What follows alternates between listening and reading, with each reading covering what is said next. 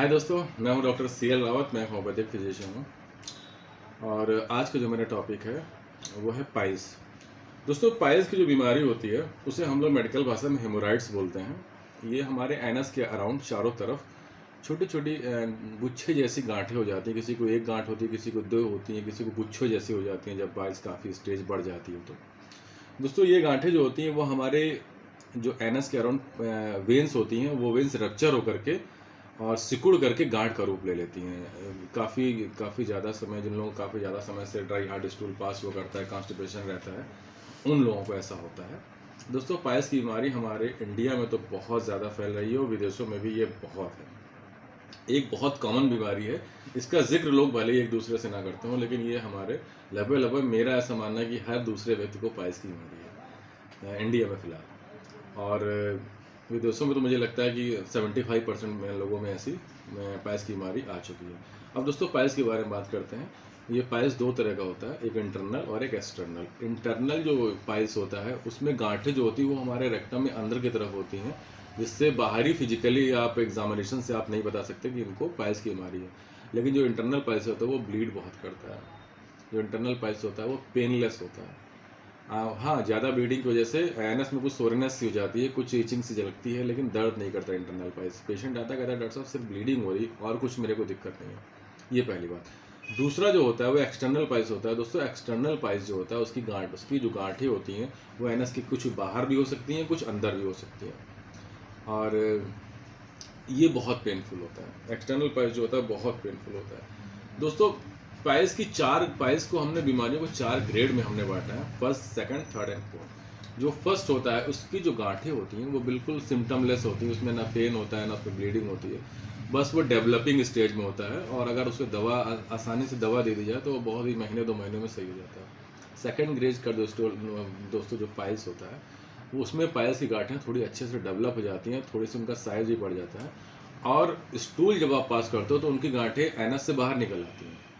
लेकिन जैसे ही आपका स्टूल कंप्लीट होता है उसके बाद धीरे धीरे करके वो फिर अपने आप अंदर चले जाते हैं, तो कुछ नहीं करना पड़ता है। दोस्तों, जो तीसरे स्टेज में पाइल्स है, तीसरे स्टेज जो पाइल्स है उसमें क्या होता है कि आपकी जो गांठें हैं वो स्टूल के करते समय बाहर तो चली जाएंगी, लेकिन स्टूल करने के बाद अपने आप अंदर नहीं आएंगी। उसमें आपको मैनुअली फिंगर आपको यूज़ करनी पड़ेगी, तब वो अंदर जाएंगे। और जो चौथे स्टेज का जो पाइल्स है उसमें आपकी गांठें परमानेंटली बाहर ही रहेंगी। अगर आप मैनुअली उसे अंदर करते हैं फिंगर वगैरह से तो उसके बाद भी इमीडिएटली वो बाहर आ जाएंगे। वो स्टेज 4 पाइल्स है। स्टेज 4 पाइल्स दोस्तों ठीक करने में टाइम लगता है, या फिर उसे सर्जरी कभी कभी किसी कंडीशन में, बहुत कंडीशन में सर्जरी भी करानी पड़ती है। दोस्तों, पाइल्स हम लोग जब ठीक करते हैं तो उसके लिए और भी चीज़ों का, उसका कॉन्स्टिपेशन भी ठीक करना रहता है पेशेंट का, और भी कई चीज़ें होती हैं। दोस्तों, अब इसके कॉजेशन के बारे में आते हैं। पाइल्स होता क्यों है, क्या इसके कारण है।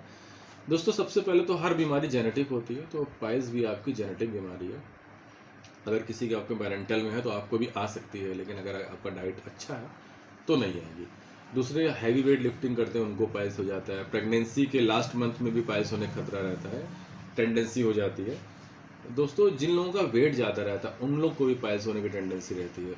और डाइट का भी बड़ा रोल है। जो लोग लो फाइबर डाइट लेते हैं उनको भी पाइल्स आसानी से डेवलप हो जाता है। डाइट में जो लोग low fibre diet like junk food, मैदा, मोमोज, चिकन, ये सब जो होता है।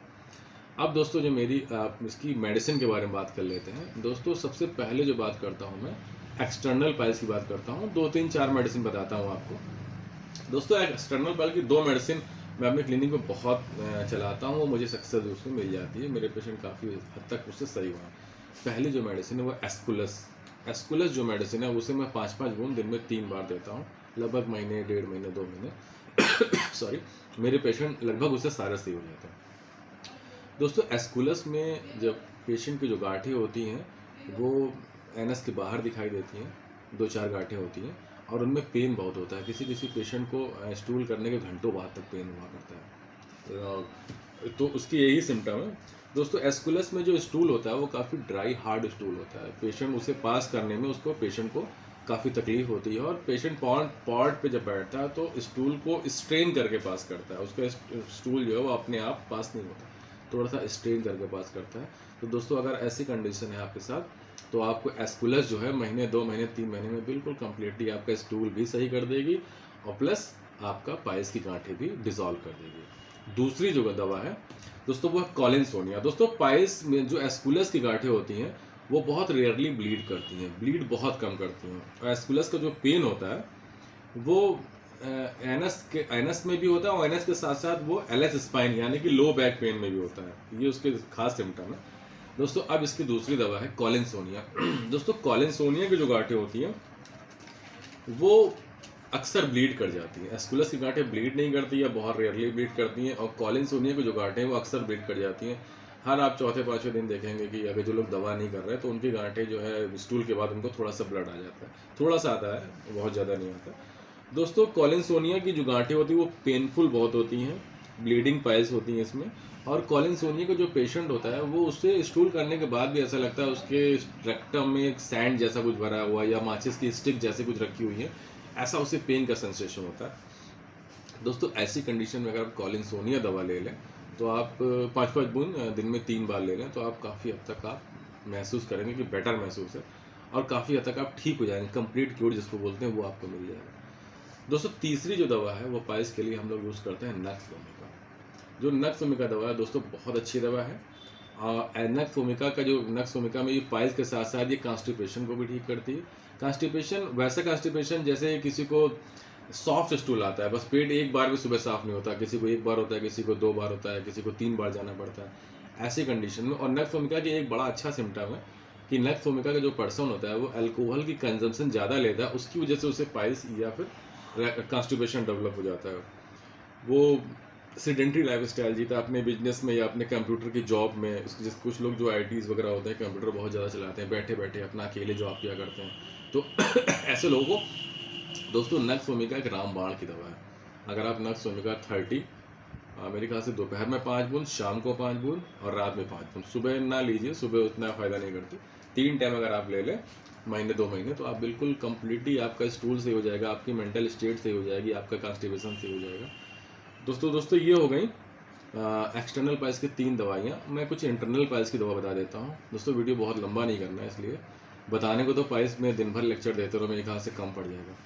तो दोस्तों जो इंटरनल पाइल्स है, इंटरनल पाइल्स की जो मेरी पहली दवा है वो हेमामिलिस है। इंटरनल पाइल्स में जो हेमामिलिस दवा है उसमें ब्लीडिंग बहुत ज़्यादा होती है। लोग देखते हैं कि भर भर के ब्लीडिंग हो रही है, यहाँ तक कि इंटरनल पाइल्स में जो ब्लीडिंग होती है उसकी वजह से लोग एनीमिक भी हो जाते हैं।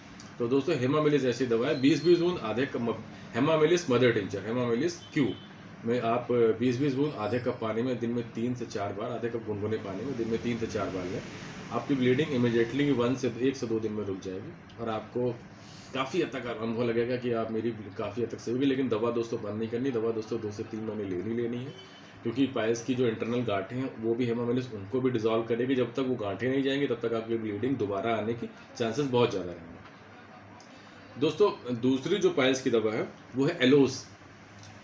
एलोस में दोस्तों जो पेशेंट की जो गांठें होती हैं वो रेक्टम के बाहर आ जाती हैं, रहती तो अंदर ही, लेकिन धीरे धीरे करके तीसरी और चौथी स्टेज का एलोस जो है वो तीसरी और चौथी स्टेज के पाइल्स को ठीक करती है, जिसमें उस स्टेज में जिसमें पाइल्स की गांठें बाहर आ चुकी होती हैं, तो उस ऐसी स्टेज में बहुत ज़बरदस्त फ़ायदा करती है। और एलोस में जब पाइल्स की आप गुच्छों को देखेंगे तो ब्लू कलर के ग्रेप्स लाइक गुच्छे पाइल्स में मतलब एनस के आसपास लटके रहते हैं, बहुत पेनफुल रहते हैं दोस्तों। तो ऐसी कंडीशन में एलोस 30 की आप 5-5 बूंद दिन में 3 से 4 बार लें, आपको इसके भी बेहतर रिजल्ट मिलेंगे। अगर आप 3rd स्टेज में हैं तो आपका जो आप पहले 2nd स्टेज में जाएंगे, फिर आप धीरे धीरे करके 1st स्टेज में आएंगे, फिर आप सही हो जाएंगे। 4th स्टेज के पेशेंट को रिकवर करने में टाइम लगता है, कभी कभी बहुत रेयरली है कि नहीं भी रिकवर कर पाते हैं, तो फिर दोस्तों फिर उन्हें ऑपरेशन का सहारा लेना पड़ता है। लेकिन आप कोशिश करिए कि आप 4th स्टेज में जाने ही ना पाएँ, आप 3rd स्टेज तक रहें। 3rd स्टेज तक पाइल्स काफ़ी हद तक क्योर है। दोस्तों अगली वीडियो में मैं आपको फिशर के बारे में बताऊंगा। बहुत लोग पाइल्स में, फिशर में और फिस्टुला में समझते हैं एक ही चीज़ है, ऐसा नहीं है। फिशर जो है वो अलग चीज़ है, फिस्टुला अलग चीज़ है। मैं अगले वीडियो में उसको बिल्कुल क्लियर करूँगा। थैंक यू दोस्तों, मेरे चैनल को सब्सक्राइब करिए और मेरे वीडियोज़ को लाइक कीजिए। Thank you.